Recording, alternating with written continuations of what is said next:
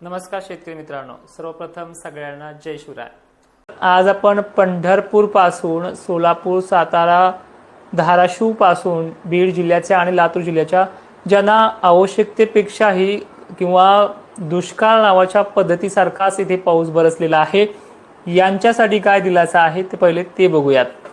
पंढरपूर क्षेत्र, त्याचबरोबर इकडे खाली असलेला पूर्वेकडील भाग, धाराशिव, बार्शीसह जे सोडलेले उमरगा पट्टे, ते लातूर जिल्ह्याच्या एकंदरीत सर्व तालुक्यांना समाधानकारक असं पावसाला सुरुवात होणार आहे सोमवारपासून, जे कालच्या व्हिडिओमध्ये पण आपण सांगितलंय। पण लातूरचा आणि बीड, धाराशिवचा पाऊस हा जास्त प्रमाणात व्यापणार आहे आणि त्याची तारीख असणार आहे उद्या, परवाची 27ची।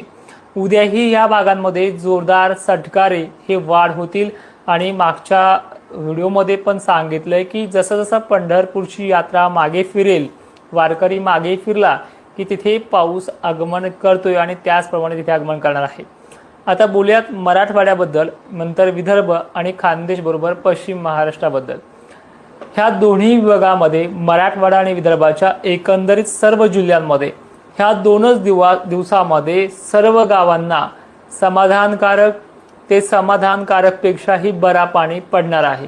मित्रांनो, उन्हाचा चटका आणि गरमीची लेवल आणि आभाळ आल्याच्या नंतर वारं थांबणं, ह्या तिन्ही पॉइंट लक्षात घेतल्या तर पाण्याच्या थेंबाची जाडी वाढायला आता वेळ लागणार नाही। उद्याचं फवारणीचं नियोजन ह्या तिन्ही विभागाचं असं असणार आहे। सकाळच्या पारी जिथे जिथे उन्हाचा चटका वाढेल तिथे 11 ते 12च्याच दरम्यानमध्ये पाऊस सटकारे सुरू होतील आणि ते 3:30-4 वाजेपर्यंत चालतील। त्यामुळे फवारणीचं औषध कालवताना लक्षपूर्वक ऐकत चला की उन्हाचा चटका 10 आणि 11 वाजता जिथे जिथे तिथे एका तासात पाणी चालू होणार आहे। मग तो मराठवाडा असू द्या, विदर्भ असू द्या किंवा खानदेश, पश्चिम महाराष्ट्र असू द्या, हा पाऊस उद्याच्या दिवस 26 जुलैला सटकारे स्वरूपातच राहील। त्यामध्ये मुसळधार सटकारे असतील, तर विदर्भाच्या आणि मराठवाड्याच्या पूर्व भागांना तो चांगलाच जोरदार बरसणार आहे। ही उद्याच्या 26 जुलैची कंडिशन आहे। पण याच्यापेक्षा ही चांगली प्रणाली खानदेश, विदर्भ आणि मराठवाड्याच्या एकंदरीत बऱ्याच भागांना पहिल्या सोमवारी हा जोर सर्व जिल्ह्यांमध्ये वाढणार आहे। काळजी करू नका, एक दिवस मागे पुढे सुद्धा होऊ शकतो जर काही दक्षिण भागातले लातूरचे गावं जर सोडले असतील तर। कारण की तुम्हाला मी सोमवार आणि मंगळवार सांगितलेला आहे, एक दिवस अगोदर किंवा एक दिवस नंतर याप्रमाणे धाराशिव, जसं की लातूर या भागाचा आहे। लातूरमध्ये आज अनेक ठिकाणी सुद्धा पाऊस झालाय।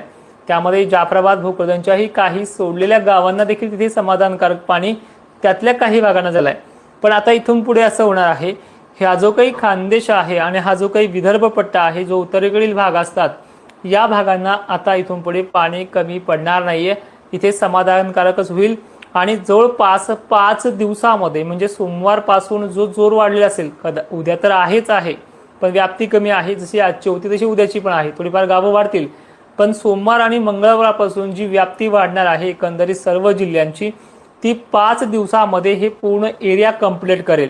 म्हणजे सोमवार, मंगळवार, बुधवार, गुरुवार आणि शनिवारपर्यंत। आणि विशेषतः ही माहिती तुम्ही इतरही शेतकऱ्यांपर्यंत पोहोचण्याचं काम करा। 2 वर्षापासून या चॅनलवरती काम करतोय, तर ह्या चॅनलचे 100K सबस्क्रायबर पूर्ण करण्याचे मी आज वैयक्तिक तुम्हाला बोलतो आहे, ते आपल्याला करायचे आहेत। पुढच्या 4-5 दिवसामध्ये 28 ते 29 तारखेपर्यंत एकंदरीत विदर्भ, मराठवाडा हा संपूर्ण व्यापून हा दक्षिण महाराष्ट्र सुद्धा बऱ्यापैकी कव्हरअप करणार आहे आणि उत्तर महाराष्ट्र सुद्धा 100% व्यापणार आहे। पुन्हा तुम्हाला मी मागच्या व्हिडिओमध्ये पण सांगितलं होतं की 40% पार होणार आहे। आज जायकवाडी धरणाच्या बातम्या तुमच्यापर्यंत पोहोचतीलच, ते जवळपास 44% पर्यंत पोहोचलं आहे। आणि विषय असा येतोय की पुढच्या टप्प्यामध्ये, म्हणजे जे पुढचा टप्पा आहे 2 ऑगस्टच्याही अगोदरचा 29 आणि 30चा, यामध्ये हे जायकवाडी धरण 65 पार व्हायला वेळ लागणार नाही आणि ते 60% तरी होईल, पण 65 होईल। आणि त्यावेळेस विचारेल की जायकवाडीच्या पाण्याच्या बरोबरच मराठवाड्याला आणि विदर्भाला कसा झालाय म्हणून। आता वळूयात प्रत्येक जिल्ह्याकडे। उद्या विदर्भातल्या सर्व जिल्ह्यांना अनेक ठिकाणी पाऊस आहे। सर्वदूरची व्याप्ती 27 तारखेपासून सुरू होईल। खानदेशला सुद्धा उद्यापासून आणखीन जोर वाढतोय, ज्यामध्ये फक्त धुळे आणि जळगावचा समावेश आहे। नंदुरबार, शहाद्याला सटकारे बिटकारे कव्हरअप राहतील। त्यानंतर याच तारखेला 26 जुलैला छत्रपती संभाजीनगरच्या एकंदरीत सर्व तालुक्यांना मोठ्या थेंबाच्या पाण्याची सटकारे सुरू राहतील। अहिल्यानगरच्या सुद्धा दक्षिणेकडील, उत्तरेकडील आणि पश्चिमेकडील भागांना चांगल्या व्याप्तीसह सटकारे बिटकारे राहतील। 26 जुलैची कंडिशन सांगतोय। पंढरपूर साईडला काही ठिकाणी चांगला पाऊस व्हायला सुरुवात होईल, सर्वदूर नाही, 2-3 दिवसात सर्वदूर होऊन जाईल। सगळ्यात महत्त्वाचे अजून एक सांगतो की बऱ्याच शेतकऱ्यांना माझे अंदाज आवडतात, पण ते लाईकच्या माध्यमातून कळतं की 2000 शेतकऱ्यांना ते आवडतात।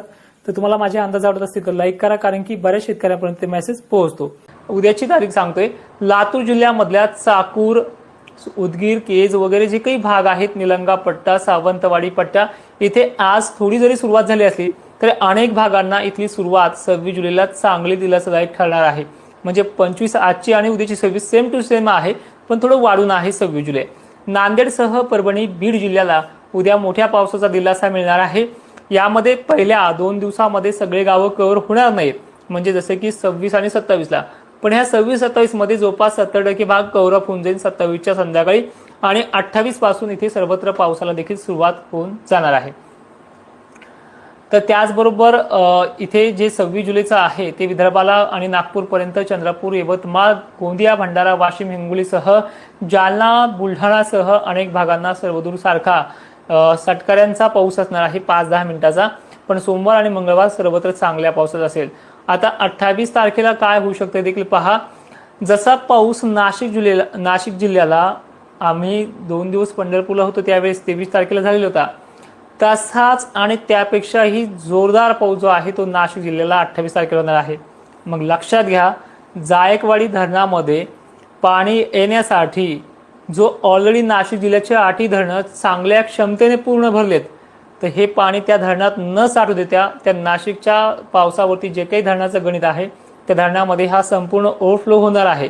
त्यामुळे 8 धरणातला पाणी स्रोत आजूबाजूच्या धरणाला पाठवतील, त्यात जायकवाडी 1 नंबरला असणार आहे। त्यामुळे जायकवाडीसाठी 28 आणि 29चा जो काही पाऊस नाशिक जिल्ह्याच्या सर्व तालुक्यामध्ये पडणार आहे, त्यामुळे पुन्हा नाशिकचं पाणी स्रोत वाढल्यामुळे जायकवाडीमध्ये आवक ही 65 पार सुद्धा होऊ शकते। एवढा चांगला कालावधी सुद्धा 28 आणि 29 तारखेला आहे। त्याचबरोबर हा पाऊस 7 ऑगस्ट पर्यंत हे जे काही 26 पासून आणखीन वाढणार आहे, 27 पासून सर्वदूर सारखा पडणार आहे, 28, 29, 30 पर्यंतचा जोर जास्त आहे। पण जरी 1-2 ऑगस्टला कमी झाला तरी पुन्हा लगेच तापोटा पुढचा टप्पा येतोय, तो 3 ऑगस्ट 4 ऑगस्ट दरम्यान। त्यामुळे 7 ते 8 ऑगस्ट पर्यंत महाराष्ट्रात पावसाचा जोर हा कायम असणार आहे। ऑगस्टमध्ये खंडबिंड सध्या तरी मॉडेलनुसार व्यक्त होत नाहीये, 10 दिवसाचा आहे, त्याबद्दलही आपण कालच्या व्हिडिओमध्ये सांगितलंय। आता फक्त गरज आहे शेतकऱ्यांना दिलासा देण्याची। एक विभागाची आणि आपण ज्या काही जिल्ह्यांची नावं सांगितली त्याप्रमाणे हे आतापर्यंतचा रिपोर्ट होता। आता जाता जाता फक्त एवढं सांगेल विभागानुसार आणि प्रभागानुसार, तर नाशिक जिल्ह्यासह धुळे, अहिल्यानगरचा पावसाचा जोर 28 पर्यंत चांगलाच वाढणार आहे। लातूरच्या जवळपास सर्व तालुक्यांची जरी 27 आणि मंगळवार आपण सांगितले तर 28 पर्यंत व्याप्ती पूर्ण होऊन जाईल। एखादा दिवस मागे पुढे येऊ शकतो आपल्या अंदाजामध्ये, पण शब्द तोच असतो। त्यामुळे 28-29 पर्यंत लातूर पूर्ण कव्हर होऊन जाईल। त्यामध्ये नांदेड, परभणी, बीड सगळं संपूर्ण महाराष्ट्र आहे। पण लातूरवरती फोकस का करतोय, धाराशिववरती फोकस का करतोय, इथे पाणी खूप कमी आहे। आणि दुसरी महत्त्वाची गोष्ट अशी आहे की उत्तर महाराष्ट्र, विदर्भ, मराठवाड्यात सुद्धा 2-4 दिवसामध्ये ह्याच सोमवार आणि रविवारी पाऊस जो उद्यापासून स्टार्टअप होते तो परवापासून चांगला धरतोय, म्हणजे 27 ते 40 दरम्यान। यामध्ये खानदेश भरपूर आहे, विदर्भ भरपूर आहे, सर्व जिल्हे आहेत। आता बोलूयात 2-3 कमेंटला उत्तर देऊयात। बुलढाणा उद्यापासून सटकऱ्यांचा जोर वाढतोय आणि परवापासून सर्वदूर सारखा चांगला पाणी पडतोय। माहिती शेवटपर्यंत पाहणाऱ्या शेतकऱ्यांचे धन्यवाद, आणि ही माहिती सर्व शेतकऱ्यांना पाठवण्याचा प्रयत्न करा। जय शिवराय।